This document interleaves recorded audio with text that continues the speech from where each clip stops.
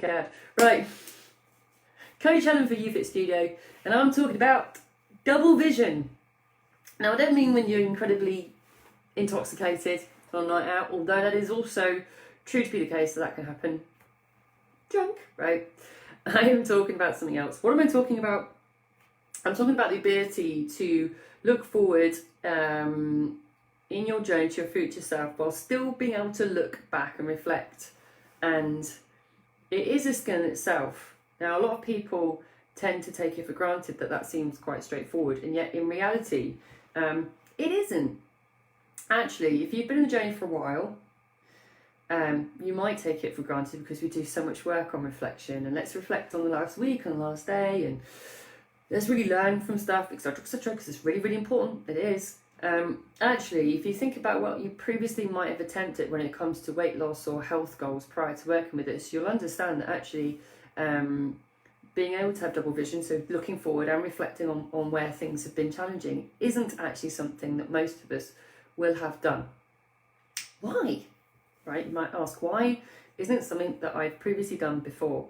This is, as always, only an opinion. From experience, perhaps more often than not my own and work with clients. Well, you see, there's a real big challenge for people to reflect.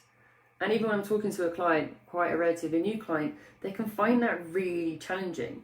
Like, actually quite, even to some extent, use the word painful, find it quite painful to reflect back and really have a look at what's been happening in terms of their last few weeks, months on their journey. So why would that be?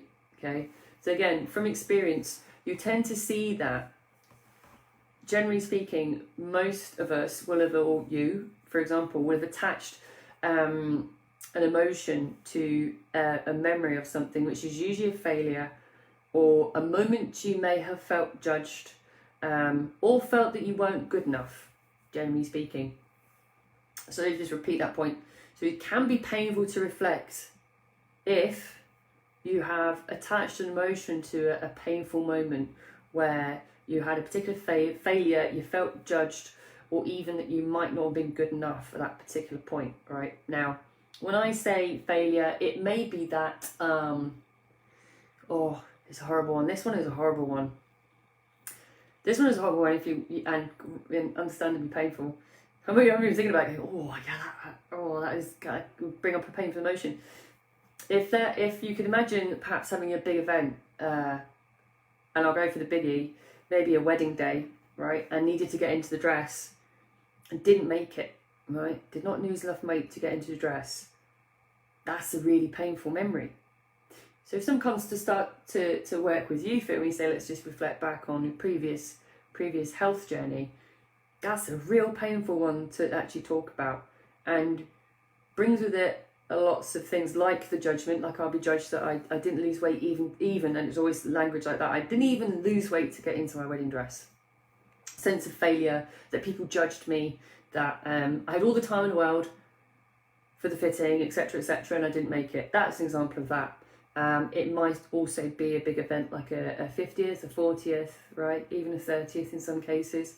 A big party or event, and it might again hinge around a dress, right, where somebody didn't get into a dress they really longed for. The wedding dress is a principal one, I think. Someone really longs, and I'm still wincing inside, because there's an image, right, of the future that every woman has had, even me, like from very young, like how it's going to look, how it's going to feel, etc., and then to have that big moment and not feel like princess or the queen, that they want to feel like on the day, has real painful moments to reflect on. It is one of the most important things to be able to do to some degree, right? And there's a reason why I say that, is that to be able to take the facts and the learnings and project those forwards is, in essence, linking into a lot of stuff we've been talking about over the last couple of days, how to break one of those cycles of change, and also deal with that relapse section I spoke about yesterday. So I'm not going to do the whole thing again, because you've all heard it, right, over the last 12 months. Essentially, Everyone is meant to have a moment where things do not go according to plan. The language which you use around it, whether it's relapse, failure, first attempt in learning, right? Whatever you call it, it is meant to happen. I talked about Brené Brown's, it was Theodore Roosevelt's quote about the man in the arena, right?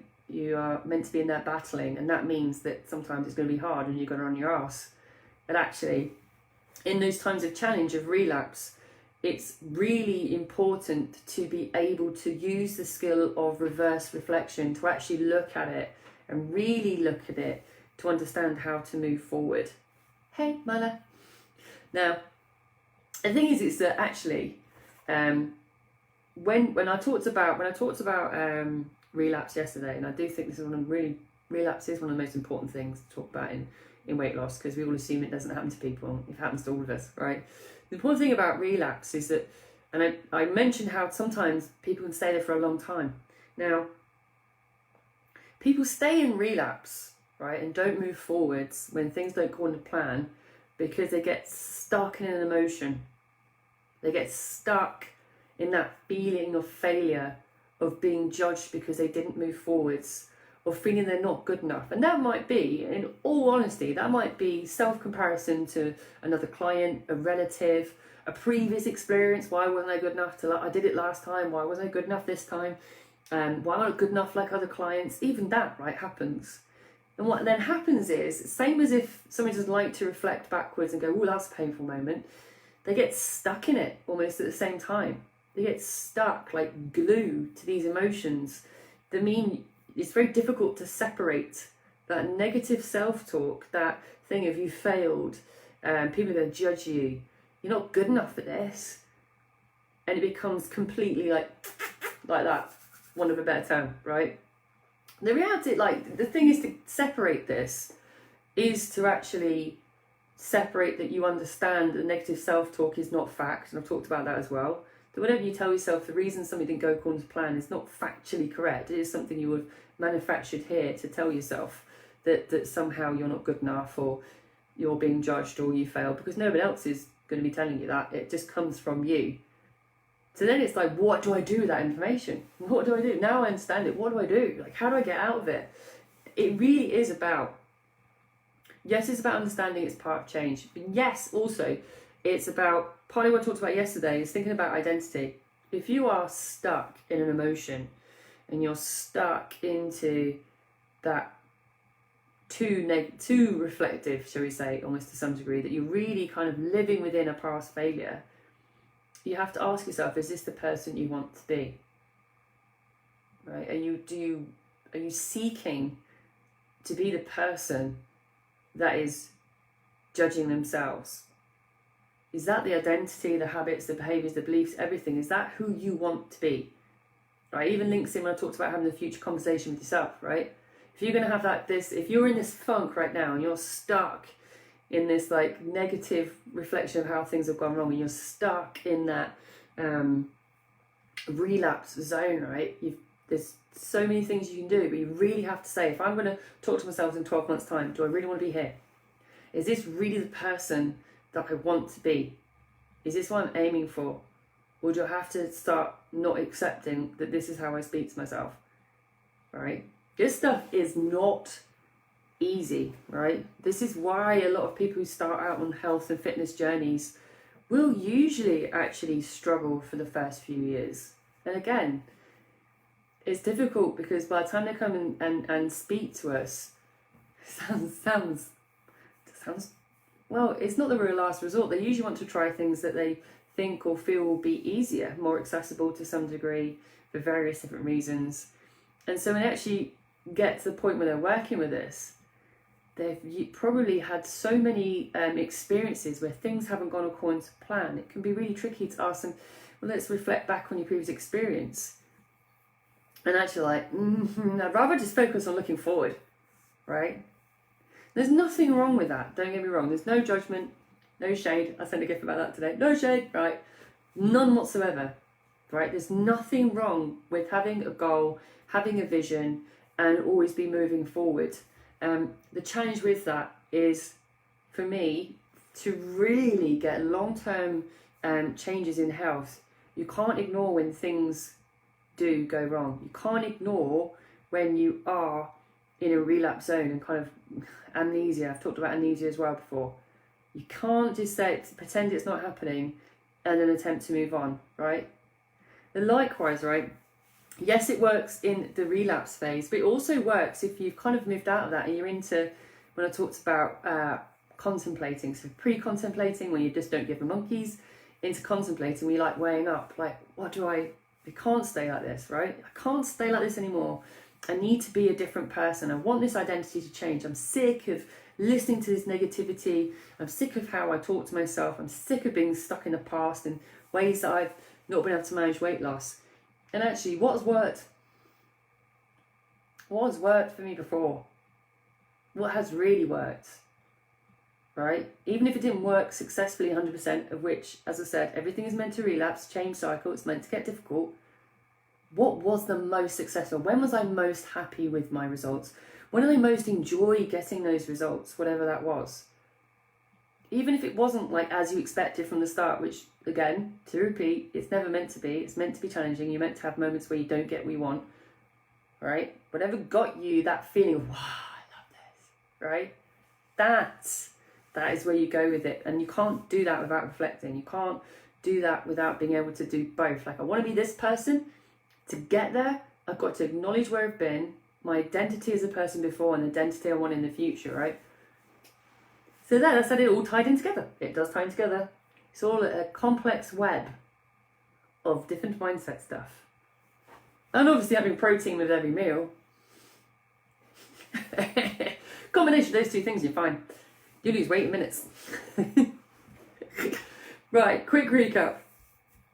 Double vision, right? Looking forward to the future self you want to be, your goal, your motivation, your leverage, whatever you want to call it, and still be able to look back and say, okay, this is about my painful spots, this is what did not work, this is what makes me go, I should forget about that. However, it's important to understand it. People don't want to look back at the things they feel, temporary emotional state, they feel they failed at, they feel they were judged for, they feel that they weren't good enough, right? When I say they, I mean you. If you ever look back and go, I failed, people judge me, I wasn't good enough. The pure example I use is the person that does not make it, woman, does not make it into a wedding dress, even though it has 2 years to get there, right? Will forever look at the photos and have those emotional attachments. Is it important to still look at that and understand that? Yes, as painful as it is. Because something in that process that didn't get the outcome that you were looking for is potentially the key to how you want to move forward now. If you don't look at it and don't really see what was working at one point, because there would have always been something working at one point in that stage, then that's where you're missing a trick. As I said, there's nothing wrong with always looking forward. I'm not saying it's wrong to always be looking forward. However, you might find yourself to be always the person restarting, right? Or almost the person starting over and over again, right? It's important not to get stuck too much in it, don't get me wrong. It's okay to reflect as long as you get stuck to the emotion. You want to really live the emotion, what you want to do is separate the facts from the emotions, from the negative self-talk you'll tell yourself about that experience, and focus on the actual pure fact of, this did work for me and I lost weight, over that felt bad when it didn't work out, right? Because there is always, as I said, repeat, something in it that did work. Think about the person you want to be, right? Your identity. Get yourself out of that relapse, into contemplation. Use what you know worked and build on it. Plan and act and go through the cycle again. And this time learn more again. The thing is about this, I make it sound like it's a forever loop that you're never going to get anywhere. The best thing is that the time of which these cycles goes through as you get more experience is actually far longer. All right, it's different to every person. You can't kind of theorize and say it's going to be, the first one's going to be months, next one's 3 months, right? However, principally, the more you learn each time this happens, the more you can see it coming, right? So you can move through it faster. Things go wrong, you learn, you change it, you move on. You go into planning, you get it done, right? Or it goes wrong, you wallow, you let the negative self-talk keep you where you are. You don't reflect on what did work for you, and then you make that cycle very long, right? That's where it's key. So it's important to understand that all of this, though, happens to every single person, every single day, right?